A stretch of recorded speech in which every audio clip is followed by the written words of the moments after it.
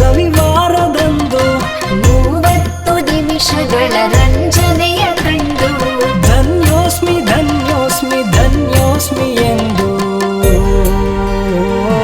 ರತ್ನತ್ರಯ ರತ್ನತ್ರಯ ರತ್ನತ್ರಯ ರತ್ನತ್ರಯ.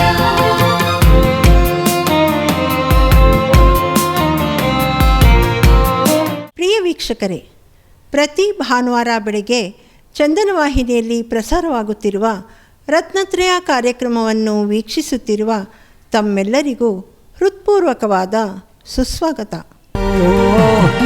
ರತ್ನತ್ರಯ ರತ್ನತ್ರಯ ರತ್ನತ್ರಯ ರತ್ನತ್ರಯ. आया पर्युषण आया, पर्वों का राजा है आया. आया पर्युषण आया, पर्वों का राजा है आया. मिच्छा में दुक्कड़म सबसे कहने का, कितना सुहाना पल ये लाया. आया पर्युषण आया, पर्वों का राजा है आया. ಷೋಡಶ ಕಾರಣ ಭಾವನೆಗಳು ತೀರ್ಥಂಕರ ನಾಮ ಪ್ರಕೃತಿ ಬಂಧಕ್ಕೆ ಕಾರಣವಾಗಿವೆ. ಇದು ಒಂದು ಮಹಾನ್ ಪುಣ್ಯ ಪ್ರಕೃತಿ. ನಾಮಕರ್ಮದ 93 ಭೇದಗಳಲ್ಲಿ ಒಂದು. ಈ ಭಾವನೆಗಳನ್ನು ನಿರಂತರವಾಗಿ ಭಾವಿಸುವುದರಿಂದ ಸಕಲ ಪಾಪಗಳು ನಷ್ಟವಾಗುತ್ತವೆ ಮತ್ತು ಈ ಭಾವನೆಗಳು ಪರಿಣಾಮದ ಅಶುದ್ಧತೆಯನ್ನು ನಷ್ಟಗೊಳಿಸುತ್ತವೆ. ಈ 16 ಭಾವನೆಗಳು ಯಾವುವೆಂದರೆ ದರ್ಶನ ವಿಶುದ್ಧಿ, ವಿನಯ ಸಂಪನ್ನತ, ಶೀಲವ್ರತೇಶ್ವನತಿಚಾರ, ಅಭೀಕ್ಷ್ಣ ಜ್ಞಾನೋಪಯೋಗ, ಸಂವೇಗ ಭಾವನೆ, ಶಕ್ತಿತಸ್ತ್ಯಾಗ ಭಾವನೆ, ಶಕ್ತಿತಸ್ತಪ ಭಾವನೆ, ಸಾಧು ಸಮಾಧಿ ಭಾವನೆ, ವೈಯಾವೃತ್ಯ ಭಾವನೆ, ಅರ್ಹದ್ ಭಕ್ತಿ ಭಾವನೆ, ಆಚಾರ್ಯ ಭಕ್ತಿ ಭಾವನೆ, ಬಹುಶ್ರುತ ಭಕ್ತಿ, ಪ್ರವಚನ ಭಕ್ತಿ, ಅವಶ್ಯಕ ಪರಿಹಾಣಿ, ಮಾರ್ಗ ಪ್ರಭಾವನ ಮತ್ತು ಪ್ರವಚನ ವತ್ಸಲತ್ವ. ದಶ ಎಂದರೆ 10, ಲಕ್ಷಣ ಎಂದರೆ ಗುಣಗಳು, ಪರ್ವ ಎಂದರೆ ಆಚರಣೆ. ದಶಲಕ್ಷಣ ಪರ್ವವನ್ನು ಭಾದ್ರಪದ ಮಾಸದಲ್ಲಿ ಪಂಚಮಿಯಿಂದ ಹುಣ್ಣಿಮೆಯವರೆಗೂ 10 ದಿನಗಳು ಆಚರಿಸುತ್ತೇವೆ. ಇದು ಒಂದು ತ್ಯಾಗದ ಪರ್ವವಾಗಿದೆ. ನಮ್ಮ ವರ್ತನೆಯಲ್ಲಿ ಪರಿವರ್ತನೆ ತರುವ ಪರ್ವ, ಭಾವನೆಗಳನ್ನು ಪರಿಶುದ್ಧಗೊಳಿಸುವ ಪರ್ವ ಹಾಗೂ ಜೈನ ಧರ್ಮದ ರತ್ನಾತ್ರಯಗಳಾದ ಸಮ್ಯಕ್ ದರ್ಶನ, ಜ್ಞಾನ, ಚಾರಿತ್ರಗಳನ್ನು ಶ್ರದ್ಧೆಯಿಂದ ನಂಬಿ ಪಾಲನೆ ಮಾಡುವುದು ದಶಲಕ್ಷಣ ಪರ್ವದ ಆಚರಣೆಯಾಗಿದೆ. ದಶಲಕ್ಷಣ ಪರ್ವದಂದು ಶ್ರಾವಕರು ದೇವಾಲಯಗಳಲ್ಲಿ ವಿಶೇಷ ಪೂಜೆಗಳನ್ನು ಸಲ್ಲಿಸುತ್ತಾರೆ. ಪೂಜೆ ಮುಗಿದ ಮೇಲೆ ಜೈನ ವಿದ್ವಾಂಸರು ತತ್ವಾತ್ರ ಸೂತ್ರದ 10 ಅಧ್ಯಾಯಗಳಿಂದ ಅಂದಿನ ಧರ್ಮದ ಕುರಿತು ಪ್ರವಚನ ನೀಡುತ್ತಾರೆ. ದಶಲಕ್ಷಣದ 10 ಧರ್ಮಗಳು ಕ್ಷಮ, ಮಾರ್ದವ, ಆರ್ಜವ, ಶೌಚ, ಸತ್ಯ, ಸಂಯಮ, ತಪ, ತ್ಯಾಗ, ಆಕಿಂಚನ್ಯ ಮತ್ತು ಬ್ರಹ್ಮಚರ್ಯ. ಪ್ರತಿದಿನ ಒಂದೊಂದು ಧರ್ಮದ ಕುರಿತು ಪ್ರವಚನ ನೀಡಿ ಹೀಗೆ 10 ದಿನಗಳು ದಶಲಕ್ಷಣವನ್ನು ಆಚರಿಸುತ್ತಾರೆ. ಮೊದಲನೆಯದು ಉತ್ತಮ ಕ್ಷಮ. ಕ್ರೋಧವೆಂಬ ಕಷಾಯವನ್ನು ಬಿಟ್ಟು ಸರಳವಾಗಿ ಜೀವಿಸುವುದು ಮತ್ತು ನಮಗೆ ಅಪಕಾರ ಮಾಡಿದವರ ತಪ್ಪನ್ನು ಕ್ಷಮಿಸಿ ಗೆಳೆತನದಿಂದ ಬಾಳುವುದೇ ಉತ್ತಮ ಕ್ಷಮಾಧರ್ಮ. ಉತ್ತಮ ಮಾರ್ಧವ ಧರ್ಮ. ಅಹಂಕಾರ ಎಂಬ ಮಾನ ಕಷಾಯವನ್ನು ತ್ಯಾಗ ಮಾಡಿ ನಿರಹಂಕಾರಿಯಾಗಿ ಜೀವಿಸುವುದೇ ಉತ್ತಮ ಮಾರ್ಧವ ಧರ್ಮ. ಅಂದರೆ ಉತ್ತಮ ಜಾತಿ, ಕುಲ, ರೂಪ, ವಿದ್ಯೆ, ಐಶ್ವರ್ಯಗಳಿದ್ದರೂ ಸಹ ಅಹಂಕಾರವಿಲ್ಲದೆ ಸರಳವಾಗಿ ಜೀವಿಸಬೇಕು. ಉತ್ತಮ ಆರ್ಜವ ಧರ್ಮ. ಮೋಸ, ವಂಚನೆ ಎಂಬ ಮಾಯ ಕಷಾಯವನ್ನು ತ್ಯಾಗ ಮಾಡಿ ನ್ಯಾಯ, ನೀತಿ ಮಾರ್ಗದಲ್ಲಿ ಜೀವಿಸುವುದೇ ಉತ್ತಮ ಆರ್ಜವ ಧರ್ಮ. ದುರಾಸೆ ಎಂಬ ಲೋಭ ಕಷಾಯವನ್ನು ತ್ಯಾಗ ಮಾಡಿ ಉದಾರ ಗುಣಗಳಿಂದ ದಾನ, ಧರ್ಮ, ಪರೋಪಕಾರದೊಂದಿಗೆ ಜೀವಿಸುವುದೇ ಉತ್ತಮ ಶೌಚ ಧರ್ಮ. ಉತ್ತಮ ಸತ್ಯ ಧರ್ಮ. ಸುಳ್ಳು, ಮೋಸ, ವಂಚನೆಯನ್ನು ಬಿಟ್ಟು ಪ್ರಾಮಾಣಿಕವಾಗಿ ಜೀವಿಸಬೇಕು. ಸತ್ಯವಾದ ಧರ್ಮ, ದೇವರು, ಗುರು, ಶಾಸ್ತ್ರಗಳನ್ನು ನಂಬಿ ತಿಳಿದು ಪಾಲಿಸುವುದೇ ಉತ್ತಮ ಸತ್ಯ ಧರ್ಮವಾಗಿದೆ. ಇಂದ್ರಿಯ ಮತ್ತು ಮನಸ್ಸನ್ನು ಹತೋಟಿಯಲ್ಲಿ ಇಟ್ಟುಕೊಳ್ಳುವುದು ಮತ್ತು ಅಹಿಂಸಾ ಪಾಲನೆ, ದಯೆ, ಎಚ್ಚರಿಕೆಯಿಂದ ಬಾಳುವುದೇ ಉತ್ತಮ ಸಂಯಮ ಧರ್ಮ. ಆಸೆ ಆಕಾಂಕ್ಷೆಗಳನ್ನು ನಿರೋಧಿಸಿ ಉಪವಾಸಾದಿ ನಿಯಮಗಳನ್ನು ಪಾಲಿಸುವುದೇ ಉತ್ತಮ ತಪ ಧರ್ಮ. ಇದನ್ನು ಬಾಹ್ಯ ತಪ ಮತ್ತು ಅಂತರಂಗ ತಪವೆಂದು ವಿಂಗಡಿಸಲಾಗಿದೆ. ಅಹಂಕಾರ, ಮಮಕಾರಗಳನ್ನು ದೂರ ಮಾಡಿ ದಾನ, ಧರ್ಮ, ಪರೋಪಕಾರಗಳನ್ನು ಮಾಡುತ್ತಾ ಅಶುಭ ಭಾವನೆಗಳನ್ನು ದೂರ ಮಾಡುವುದೇ ಉತ್ತಮ ತ್ಯಾಗ ಧರ್ಮ. ವೀತರಾಗ ಭಾವದಿಂದ ಬಾಳುವುದು ಅಂದರೆ ನಮ್ಮ ಆತ್ಮವನ್ನು ಬಿಟ್ಟು ಉಳಿದದ್ದು ಯಾವುದು ನನ್ನದಲ್ಲವೆಂದು ನಿಸ್ವಾರ್ಥಿಯಾಗಿ ಜೀವಿಸುವುದೇ ಉತ್ತಮ ಆಕಿಂಚನ್ಯ ಧರ್ಮ. ಉತ್ತಮ ಜ್ಞಾನವನ್ನು ಹೊಂದುವುದು, ಉತ್ತಮ ವಿವೇಚನೆಯಿಂದ ಬಾಳುವುದು ಮತ್ತು ಪರಸ್ತ್ರೀಯರನ್ನು ಸೋದರಿಯಂತೆ ಕಾಣುವುದೇ ಉತ್ತಮ ಬ್ರಹ್ಮಚರ್ಯ ಧರ್ಮ. ದಶಧರ್ಮಗಳನ್ನು ಪಾಲಿಸುವುದರಿಂದ ನಾವು ಮಾಡಿದ ಪಾಪಗಳನ್ನು ಕಳೆದುಕೊಂಡು ಪುಣ್ಯವನ್ನು ಗಳಿಸುವ ಅವಕಾಶ ಸಿಗುತ್ತದೆ. ಹಾಗೂ ನಮ್ಮ ಆತ್ಮ ಸಂಸಾರದಿಂದ ಹೊರಬಂದು ಅಂದರೆ ಜನನ ಮತ್ತು ಮರಣದ ಚಕ್ರದಿಂದ ಹೊರಬಂದು ಮೋಕ್ಷ ಪ್ರಾಪ್ತಿಯನ್ನು ಸಾಧಿಸಲು ಸಾಧ್ಯವಾಗುತ್ತದೆ. ದಶಲಕ್ಷಣದ ಕೊನೆಯ ದಿನದಂದು ಕ್ಷಮಾವಳಿ ದಿನವೆಂದು ಆಚರಿಸುತ್ತಾರೆ. ನಾನು ಎಲ್ಲ ಜೀವಿಗಳನ್ನು ಕ್ಷಮಿಸುತ್ತೇನೆ. ಎಲ್ಲ ಜೀವಿಗಳು ನನ್ನನ್ನು ಕ್ಷಮಿಸಲಿ. ಎಲ್ಲ ಜೀವಿಗಳಲ್ಲಿಯೂ ನನಗೆ ಮೈತ್ರಿ ಭಾವವಿದೆ. ಯಾರಲ್ಲಿಯೂ ನನಗೆ ದ್ವೇಷವಿಲ್ಲ.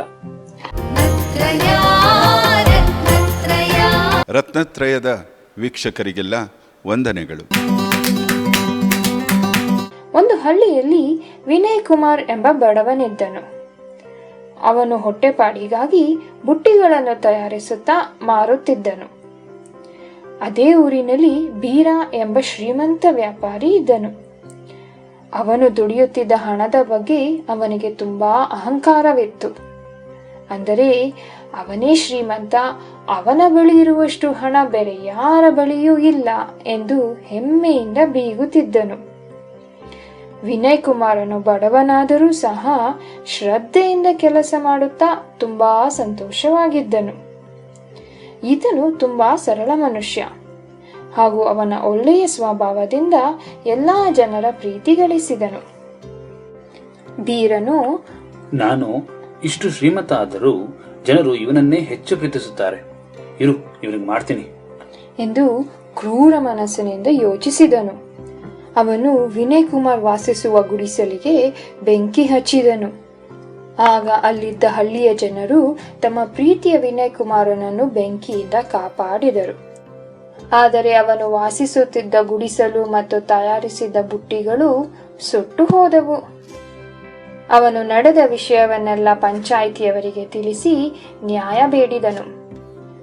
ಬೀರನಿಗೆ ಅವನ ತಪ್ಪು ಅರಿವಾಗಿಸಲು ಪಂಚಾಯಿತಿಯವರು ಅವರಿಬ್ಬರನ್ನು ಒಂದು ದೂರದ ಅಪರಿಚಿತ ಹಳ್ಳಿಗೆ ಕಳುಹಿಸಿದರು. ಇಬ್ಬರೂ ಹಳ್ಳಿಯನ್ನು ತಲುಪಿದ ಮೇಲೆ ಕೆಲಸ ಹುಡುಕಿ ತಮ್ಮ ಜೀವನಕ್ಕೆ ವ್ಯವಸ್ಥೆ ಮಾಡಿಕೊಂಡರು. ವಿನಯ್ ಕುಮಾರನು ಕಷ್ಟಪಟ್ಟು ಶ್ರದ್ಧೆಯಿಂದ ಕೆಲಸ ಮಾಡುತ್ತಿದ್ದನು. ಅವನ ಸೇವೆ ಹಾಗೂ ಉತ್ತಮ ನಡವಳಿಕೆಯು ಅಲ್ಲಿಯ ಜನರನ್ನು ಆಕರ್ಷಿಸಿತು. ಈ ಹೊಸ ಹಳ್ಳಿಯಲ್ಲೂ ಸಹ ವಿನಯ್ ಕುಮಾರನು ತನ್ನ ವಿನಯವಾದ ಸ್ವಭಾವದಿಂದ ಜನಪ್ರಿಯನಾದನು. ಹೊಟ್ಟೆ ಕಿಚ್ಚು ಹಾಗೂ ಸಂಪತ್ತಿನ ಹೆಮ್ಮೆಯಿಂದ ಕೂಡಿದ ಬೀರನು ಅವನ ಸ್ವಭಾವವನ್ನು ಬದಲಾಯಿಸಿಕೊಳ್ಳಲೇ ಇಲ್ಲ. ಇದರಿಂದ ಆ ಹಳ್ಳಿಯ ಜನರು ಅವನನ್ನು ದ್ವೇಷಿಸುತ್ತಿದ್ದರು. ಯಾರಿಗೂ ಅವನ ಕಂಡರೆ ಇಷ್ಟವಾಗುತ್ತಿರಲಿಲ್ಲ. ಹೀಗೆ ಒಂಟಿಯಾಗಿ ಜೀವನ ಕಳೆಯುತ್ತಿದ್ದ ಬೀರನು ತುಂಬಾ ದುಃಖಿತನಾದನು. ಅವನ ದುರಹಂಕಾರ ಸ್ವಭಾವ ಮತ್ತು ಕೆಟ್ಟ ನಡವಳಿಕೆಯೇ ಅವನ ದುಃಖಕ್ಕೆ ಕಾರಣ ಎಂದು ಅವನಿಗೆ ಅರಿವಾಯಿತು. ಅವನು ವಿನಯ್ ಕುಮಾರನ ಬಳಿ ಬಂದು, ನನಗೆ ನನ್ನ ತಪ್ಪು ಅರಿವಾಗಿದೆ. ಮುಂದೆ ಎಂದಿಗೂ ನಾನು ಅಹಂಕಾರದಿಂದ ಇರುವುದಿಲ್ಲ. ದಯಮಾಡಿ ನನ್ನನ್ನು ಕ್ಷಮಿಸಿಬಿಡು ಎಂದು ಬೇಡಿಕೊಂಡನು. ಇದನ್ನು ಕೇಳಿ ವಿನಯ್ ಕುಮಾರನು ಅವನನ್ನು ಕ್ಷಮಿಸಿ ಇಬ್ಬರು ಒಳ್ಳೆಯ ಸ್ನೇಹಿತರಾದರು. ಇದರಿಂದ ನಮಗೆ ಏನು ಅರಿವಾಯಿತು ಮಕ್ಕಳೇ? ನಾವು ಅಹಂಕಾರದಿಂದ ಇದ್ದರೆ ಮುಂದೊಮ್ಮೆ ಬೀರನಂತೆ ಜೀವನದ ಸುಖ ಶಾಂತಿಯನ್ನು ಕಳೆದುಕೊಳ್ಳುತ್ತೇವೆ. ಹಾಗಾಗಿ ನಾವು ಎಂದಿಗೂ ಯಾವುದೇ ವಿಷಯದ ಬಗ್ಗೆ ಅಹಂಕಾರದಿಂದ ಇರಬಾರದು. ಅಹಂಕಾರ ಎಂಬ ಮಾನಕಷಾಯವನ್ನು ತ್ಯಾಗ ಮಾಡಿ ನಿರಹಂಕಾರಿಯಾಗಿ ಜೀವಿಸುವುದೇ ಉತ್ತಮ ಮಾರ್ಧವ ಧರ್ಮ. ಅಂದರೆ ಉತ್ತಮ ಜಾತಿ, ಕುಲ, ರೂಪ, ವಿದ್ಯೆ, ಐಶ್ವರ್ಯಗಳಿದ್ದರೂ ಸಹ ಅಹಂಕಾರವಿಲ್ಲದೆ ಸರಳವಾಗಿ ಜೀವಿಸಬೇಕು. ಉತ್ತಮ ಆರ್ಜವ ಧರ್ಮ ಎಂದರೆ ಮೋಸ, ವಂಚನೆ ಎಂಬ ಮಾಯ ಕಷಾಯವನ್ನು ತ್ಯಾಗ ಮಾಡಿ ಸರಳವಾಗಿ ಜೀವಿಸುವುದು. ಚಾತುರ್ಮಾಸದ ಸಮಯದಲ್ಲಿ ಮುನಿಗಳು ಒಂದೇ ಊರಿನಲ್ಲಿ ಕುಳಿತು ಧ್ಯಾನ, ಉಪವಾಸ, ಪ್ರವಚನಗಳನ್ನು ನೀಡುವುದನ್ನು ಕೂಡ ನೀವು ಕೇಳಿರಬಹುದು. ಇದೇ ರೀತಿ ಗುಣನಿಧಿ ಎಂಬ ಮುನಿಗಳು ಚಾತುರ್ಮಾಸದ ಸಮಯದಲ್ಲಿ ಒಂದು ಬೆಟ್ಟದ ಮೇಲೆ ಹೋಗಿ ಧ್ಯಾನ ಮಾಡುತ್ತಿದ್ದರು.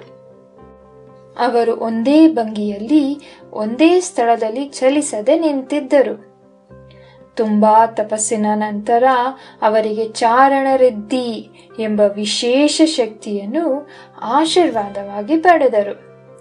ಚರಣ ಎಂದರೆ ಪಾದ, ರಿದ್ದಿ ಎಂದರೆ ವಿಶೇಷ ಶಕ್ತಿ. ಚಾರಣ ರಿದ್ದಿದಾರಿ ಮುನಿಗಳಾದ ಗುಣನಿಧಿ ಮುನಿರಾಜರು ತಮ್ಮ ವಿಶೇಷ ಶಕ್ತಿಯಿಂದ ಆಕಾಶದಲ್ಲಿ ಚಲಿಸಬಹುದಾಗಿತ್ತು. ಚಾತುರ್ಮಾಸ ಮುಗಿದ ಕೂಡಲೇ ಮುನಿರಾಜರು ತಾವು ಧ್ಯಾನಿಸುತ್ತಿದ್ದ ಬೆಟ್ಟವನ್ನು ಬಿಟ್ಟು ಮತ್ತೊಂದು ಸ್ಥಳಕ್ಕೆ ಆಕಾಶದಲ್ಲಿ ಚಲಿಸುತ್ತಾ ಹೋದರು. ಸುತ್ತಮುತ್ತಲಿನ ಹಳ್ಳಿ ಜನರಿಗೆ ಈ ವಿಷಯ ಗೊತ್ತೇ ಆಗಲಿಲ್ಲ.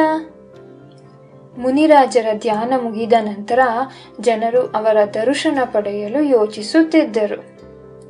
ಅಷ್ಟರಲ್ಲಿಯೇ ಮೃದುಮತಿ ಎಂಬ ಮತ್ತೊಬ್ಬ ಮುನಿಗಳು ಆಹಾರವನ್ನು ನಿರೀಕ್ಷಿಸುತ್ತಾ ಅದೇ ಹಳ್ಳಿಗೆ ಬಂದರು. ಹಳ್ಳಿಯ ಜನರು ಇವರೇ ಗುಣನಿಧಿ ಮುನಿರಾಜರು ಎಂದು ಅಪಾರ್ಥ ಮಾಡಿಕೊಂಡರು. ಮುನಿಗಳನ್ನು ಭಕ್ತಿ ಭಾವದಿಂದ ಬರಮಾಡಿಕೊಂಡು ಸರಿಯಾದ ಕ್ರಮವನ್ನು ಅನುಸರಿಸಿ ಆಹಾರವನ್ನು ಅರ್ಪಿಸಿದರು. ಮೃದುಮತಿ ಮುನಿಗಳಿಗೆ ಆಶ್ಚರ್ಯವಾಯಿತು. ಇವರು ಏಕೆ ನನ್ನನ್ನು ಇಷ್ಟೊಂದು ಗೌರವಿಸುತ್ತಿದ್ದಾರೆ? ಏಕೆ ಇಷ್ಟೊಂದು ರುಚಿಕರವಾದ ಆಹಾರವನ್ನು ನೀಡುತ್ತಿದ್ದಾರೆ ಎಂದು ಯೋಚಿಸುತ್ತಿದ್ದರು. ಹಳ್ಳಿಯ ಜನರು ಮುನಿಗಳಿಗೆ ಭಕ್ತಿ ಭಾವದಿಂದ ನಮಸ್ಕರಿಸುತ್ತಾ, ಸಾಕಷ್ಟು ಧ್ಯಾನ ಮಾಡಿ ಚಾರಣರಿದ್ದಿ ಎಂಬ ವಿಶೇಷ ಶಕ್ತಿಯನ್ನು ಪಡೆದಿದ್ದೀರಿ. ನಿಮ್ಮ ತಪಸ್ಸನ್ನು ಮೆಚ್ಚಿ ಸ್ವರ್ಗದ ದೇವತೆಗಳು ಕೂಡ ಪೂಜಿಸುತ್ತಾರೆ ಎಂದು ಹೊಗಳುತ್ತಿದ್ದರು. ಜನರಿಗೆ ಸತ್ಯವನ್ನು ಹೇಳಿದರೆ ಅವರು ನನ್ನನ್ನು ಪೂಜಿಸುವುದಿಲ್ಲ ಎಂದು ಮುನಿಗಳು ಯೋಚಿಸಿ ಅವರ ಸೇವೆಯನ್ನು ಸ್ವೀಕರಿಸಿದರು.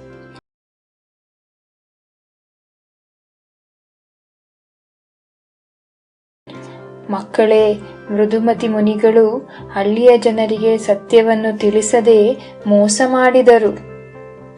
ಹೀಗೆ ಮೋಸ ಮಾಡಿದ್ದರಿಂದ ಅವರಿಗೆ ಏನಾಯಿತು ಗೊತ್ತೇ? ಅವರು ಮುಂದಿನ ಜನ್ಮದಲ್ಲಿ ತಿರಿಯಂಚ್ ಗತಿಯನ್ನು ಪಡೆದರು. ಅಂದರೆ ಒಂದು ಆನೆಯಾಗಿ ಜನಿಸಿದರು. ಮೃದುಮತಿ ಮುನಿಗಳು ಸಾಕಷ್ಟು ಧ್ಯಾನ ಮಾಡಿ ಮುಂದಿನ ಜನ್ಮದಲ್ಲಿ ದೇವಗತಿಯನ್ನು ಪಡೆಯಬಹುದಿತ್ತು. ಅಂದರೆ ದೇವತೆಗಳಾಗಬಹುದಿತ್ತು. ಈ ರೀತಿ ಮೋಸ ಮಾಡಿದ್ದಕ್ಕೆ ಆನೆಯಾಗಿ ಜನಿಸಿದರು.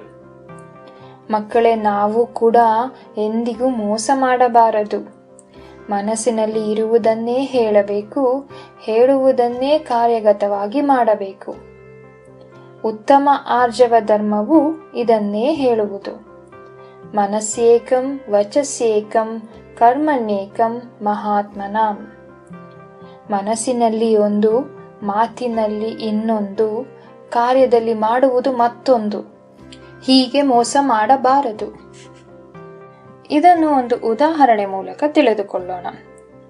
ಮಕ್ಕಳೇ, ನೀವು ನಿಮ್ಮ ಶಾಲೆಯಲ್ಲಿ ಪರೀಕ್ಷೆಯನ್ನು ಬರೆಯುತ್ತಿದ್ದೀರಾ ಎಂದು ಯೋಚಿಸಿ. ಕೆಲವು ಪ್ರಶ್ನೆಗೆ ಉತ್ತರ ನಿಮಗೆ ತಿಳಿದಿಲ್ಲ. ನಿಮ್ಮ ಸ್ನೇಹಿತನು ಮತ್ತೊಬ್ಬ ಸ್ನೇಹಿತನ ಉತ್ತರಗಳನ್ನು ನೋಡಿ ಬರೆಯುತ್ತಿದ್ದಾನೆ. ನೀವು ಹಾಗೆ ಮಾಡ್ತೀರಾ? ಇಲ್ಲ ಅಲ್ವಾ? ಪರೀಕ್ಷೆಯಲ್ಲಿ ಮತ್ತೊಬ್ಬರ ಉತ್ತರಗಳನ್ನು ನೋಡಿ ಬರೆಯುವುದು ತಪ್ಪು. ಅದು ಮೋಸ ಮಾಡಿದ ಹಾಗೆ ಆಗುವುದು. ಕೆಲವೊಮ್ಮೆ ನೀವು ನಿಮ್ಮ ಸ್ನೇಹಿತರ ಜೊತೆ ಆಟವನ್ನು ಆಡುತ್ತಿರುವಾಗಲೂ ಸಹ ಆಟದ ನಿಯಮಗಳನ್ನು ಪಾಲಿಸದೆ ಮೋಸ ಮಾಡಬಾರದು. ಮೋಸ ಮಾಡುವುದರಿಂದ ಮುಂದಿನ ಜನ್ಮ ತಿರಿಯಂಚಿಗತಿಯಲ್ಲಿ ಹುಟ್ಟುತ್ತೇವೆ.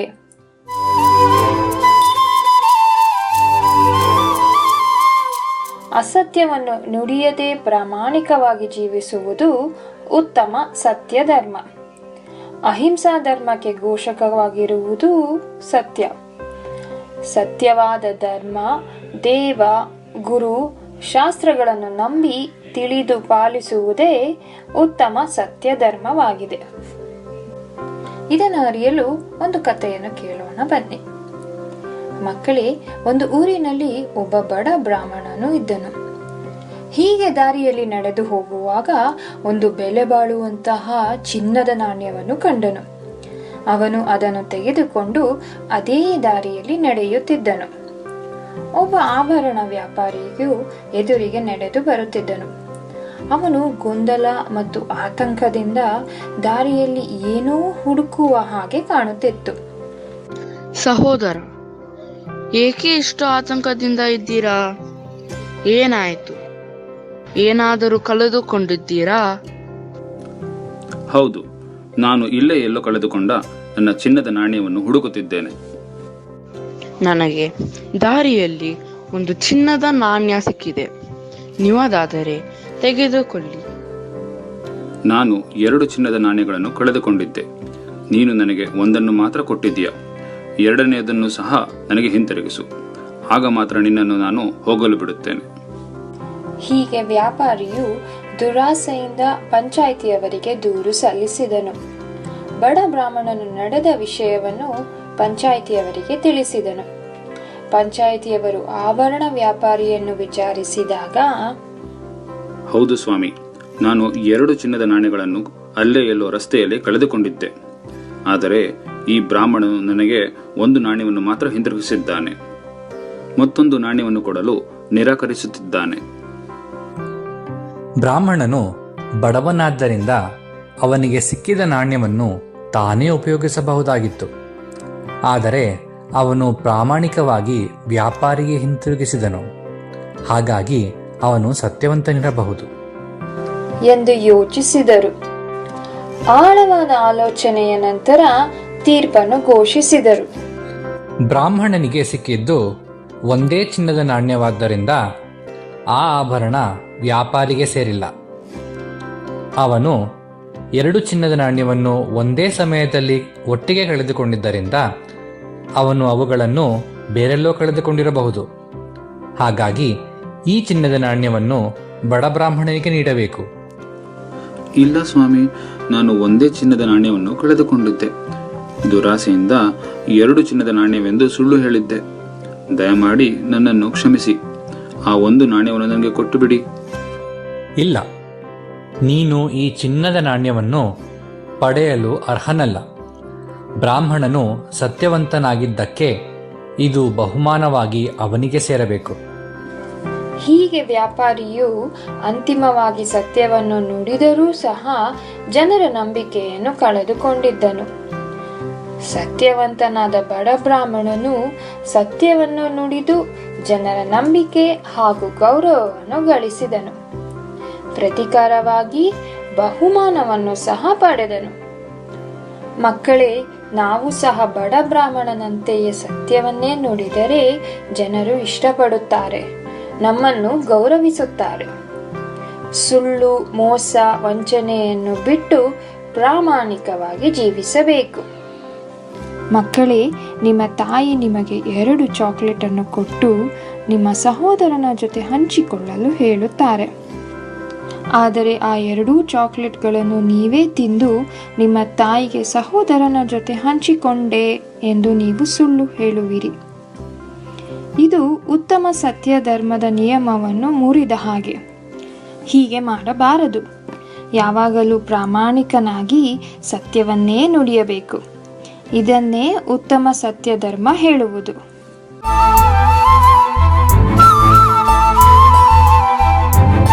ಅಂತರಂಗ ಪರಿಗ್ರಹಗಳಾದ ಅಹಂಕಾರ ಮಮಕಾರಗಳನ್ನು ತ್ಯಾಗ ಮಾಡಿ ಬಾಹ್ಯ ಪರಿಗ್ರಹಗಳಾದ ರಾಗ ಭೋಗಗಳನ್ನು ತ್ಯಾಗ ಮಾಡಿ ದಾನ ಧರ್ಮ ಪರೋಪಕಾರಗಳನ್ನು ಮಾಡುತ್ತಾ ಮನಸ್ಸಿನ ಅಶುಭ ಭಾವನೆಗಳನ್ನು ದೂರ ಮಾಡುವುದೇ ಉತ್ತಮ ತ್ಯಾಗ ಧರ್ಮ. ಒಂದು ಹಳ್ಳಿಯಲ್ಲಿ ಒಬ್ಬ ಪಂಡಿತರು ತ್ಯಾಗ ಧರ್ಮದ ಬಗ್ಗೆ ಪ್ರವಚನ ನೀಡುತ್ತಿದ್ದರು. ಇದನ್ನು ಕೇಳೋಣ ಬನ್ನಿ.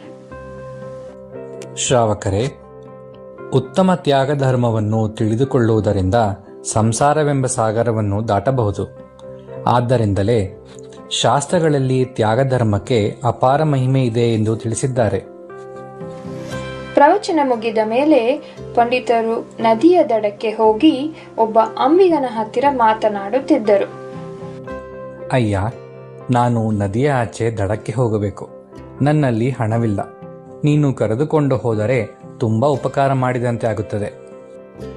ಪಂಡಿತರೆ, ನಾನು ಬಡವ. ಜನರನ್ನು ಉಚಿತವಾಗಿ ನದಿಯನ್ನು ದಾಟಿಸಿದರೆ ನನ್ನ ಸಂಸಾರವನ್ನು ಹೇಗೆ ನಡೆಸುವುದು? ಅಷ್ಟರಲ್ಲಿ ಒಬ್ಬ ಶ್ರಾವಕನು ಅದೇ ನದಿಯ ದಡಕ್ಕೆ ಬಂದನು. ಪಂಡಿತರೆ, ತಾವೇನು ಇಲ್ಲಿದ್ದೀರಿ? ಏನು ಸಮಾಚಾರ? ಶ್ರಾವಕರೇ, ನಾನು ಈ ದಡದಿಂದ ಆ ದಡಕ್ಕೆ ಹೋಗಬೇಕು. ಆದರೆ ಅಂಬಿಗನು ಹಣ ಕೊಡದೆ ಕರೆದೊಯ್ಯಲು ಸಾಧ್ಯವಿಲ್ಲ ಎಂದು ಹೇಳುತ್ತಿದ್ದಾನೆ. ನನ್ನಲ್ಲಿ ಹಣವಿಲ್ಲ. ಆದ್ದರಿಂದ ಇಲ್ಲಿಯೇ ದಿನವನ್ನು ಮುಗಿಸಲು ಯೋಚಿಸುತ್ತಿದ್ದೇನೆ. ಅಂಬಿಗನೇ, ನಾನು ನಮ್ಮಿಬ್ಬರ ಹಣವನ್ನು ಕೊಡುತ್ತೇನೆ. ನಮ್ಮನ್ನು ಆಚೆ ದಡಕ್ಕೆ ಕರೆದುಕೊಂಡು ಹೋಗುವೆಯಾ? ಬನ್ನಿ ಶ್ರಾವಕರೇ, ಬನ್ನಿ ಪಂಡಿತರೆ, ದೋಣಿಯಲ್ಲಿ ಕುಳಿತುಕೊಳ್ಳಿ. ನಿಮ್ಮಿಬ್ಬರನ್ನು ಈಗಲೇ ಆಚೆ ದಡಕ್ಕೆ ಕರೆದುಕೊಂಡು ಹೋಗುತ್ತೇನೆ. ಆಚೆ ದಡವನ್ನು ತಲುಪಿದ ಮೇಲೆ, ಪಂಡಿತರೆ, ತ್ಯಾಗ ಧರ್ಮದಿಂದ ಸಂಸಾರವನ್ನೇ ದಾಟಬಹುದು ಎಂದು ಹೇಳಿದ್ರಿ. ಆದರೆ ಈಗ ಈ ಸಣ್ಣ ನದಿಯನ್ನೇ ದಾಟಲಾಗಲಿಲ್ಲವಲ್ಲ? ಶ್ರಾವಕರೇ, ನೀವು ಮರೆತು ಬಿಟ್ಟಿರಿ ಅನ್ಸುತ್ತೆ. ನಾವು ನದಿ ದಾಟಿದ್ದು ತ್ಯಾಗದಿಂದಲೇ ಅಲ್ಲವೇ? ನಮ್ಮಿಬ್ಬರ ಹಣವನ್ನು ನೀವೇ ಕೊಟ್ಟಿದ್ದರಿಂದ, ಅಂದರೆ ನೀವು ನಿಮ್ಮ ಹಣವನ್ನು ತ್ಯಾಗ ಮಾಡಿದ್ದರಿಂದ ತಾನೇ ನಾನು ಈ ದಡ ಸೇರಿದ್ದು. ಈಗ ಅರ್ಥವಾಯಿತು ಪಂಡಿತರೆ. ನಿಜವಾಗಿಯೂ ತ್ಯಾಗ ಮಾಡದೆ ಒಳ್ಳೆಯದಾಗುವುದಿಲ್ಲ. ತ್ಯಾಗ ಧರ್ಮದ ಬಗ್ಗೆ ನನಗೆ ವಿವರವಾಗಿ ತಿಳಿಸಿಕೊಡಿ. ವಾಸ್ತವವಾಗಿ ತ್ಯಾಗ ಧರ್ಮವೆಂದರೆ ರಾಗ ದ್ವೇಷಗಳನ್ನು ತ್ಯಾಗ ಮಾಡುವುದು. ದಿಗಂಬರ ಮುನಿಗಳು ತ್ಯಾಗ ಧರ್ಮವನ್ನು ಪರಿಪೂರ್ಣವಾಗಿ ಪಾಲಿಸುತ್ತಾರೆ. ಗೃಹಸ್ಥರಾದ ನಾವು ವ್ಯಾವಹಾರಿಕ ದಾನವನ್ನು ತ್ಯಾಗವೆಂದು ತಿಳಿದುಕೊಳ್ಳಬೇಕು. ಪಂಡಿತರೆ, ಯಾವ ಯಾವ ವಸ್ತುಗಳನ್ನು ದಾನ ಮಾಡಬೇಕು ಹಾಗೂ ಯಾರ್ಯಾರಿಗೆ ದಾನ ಮಾಡಬೇಕು ಎಂದು ತಿಳಿಸಬಲ್ಲಿರಾ? ದಾನಗಳು 4 ಬಗೆಯಾಗಿವೆ. ಅವು ಆಹಾರ ದಾನ, ಔಷಧ ದಾನ, ಶಾಸ್ತ್ರದಾನ ಮತ್ತು ಅಭಯದಾನ. ದಾನ ಸ್ವೀಕರಿಸಲು ಅರ್ಹರು ಯಾರೆಂದರೆ ಮುನಿಗಳು, ಆರಿಕೆಯರು, ಶ್ರಾವಕ ಶ್ರಾವಿಕೆಯರು. ಪಂಡಿತರೇ, ನೀವು ಮುಂಚೆ ಹೇಳಿದಂತೆ ಮುನಿಗಳು ಸರ್ವಸಂಗ ಪರಿತ್ಯಾಗಿಗಳಾಗಿರುತ್ತಾರೆ. ತಮ್ಮ ಬಳಿ ಯಾವುದೇ ಆಹಾರ ಔಷಧಿಗಳನ್ನು ಇಟ್ಟುಕೊಂಡಿರುವುದಿಲ್ಲ. ಹಾಗಿರುವಾಗ ಈ ವಸ್ತುಗಳನ್ನು ಮುನಿಗಳು ಹೇಗೆ ದಾನ ಮಾಡಲು ಸಾಧ್ಯ? ಆಹಾರ ಮತ್ತು ಔಷಧಗಳನ್ನು ಶ್ರಾವಕರು ಮಾತ್ರ ದಾನ ಮಾಡಲು ಸಾಧ್ಯವೆಂದು ನೀವು ಹೇಳಿರುವುದು ಸರಿಯಾಗಿದೆ. ಮುನಿಗಳಿಗೆ ಜ್ಞಾನ ಮತ್ತು ಅಭಯದಾನಗಳೇ ಮುಖ್ಯವೆಂದು ತಿಳಿಸಿದ್ದಾರೆ. ಹಾಗೆ ನೋಡಿದರೆ ರಾಗದ್ವೇಷಗಳನ್ನು ತ್ಯಾಗ ಮಾಡುವುದು ಮುನಿಗಳಿಗೆ ಮಾತ್ರ ಸಾಧ್ಯ. ಹೀಗೆ ಶ್ರಾವಕನು ಪಂಡಿತರನ್ನು ದಡ ಸೇರಿಸಲು ತನ್ನ ಹಣವನ್ನು ದಾನ ಮಾಡಿ ಉತ್ತಮ ತ್ಯಾಗ ಧರ್ಮವನ್ನು ಪಾಲಿಸಿದನು.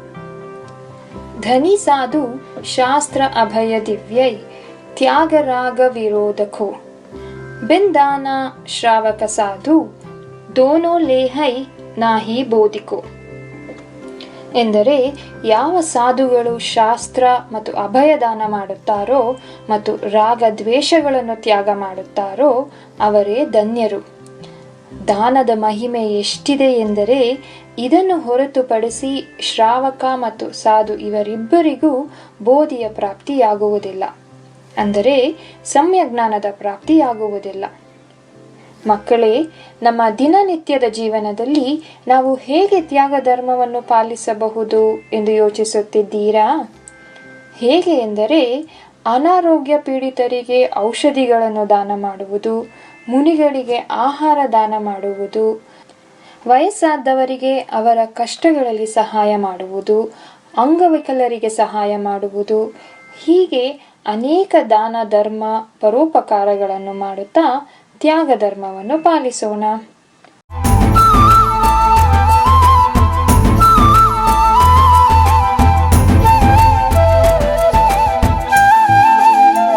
ನೀರಜ ನಾಗೇಂದ್ರ ಕಂಡಂತ ಕನಸು, ಆ ಕನಸ ಕೈಗೂಡೆ ಮಾಡಿಹರು ಮನಸ್ಸು. ಜಿನ ಧರ್ಮ ಧಾರ್ಮಿಕತೆ ಇದೆ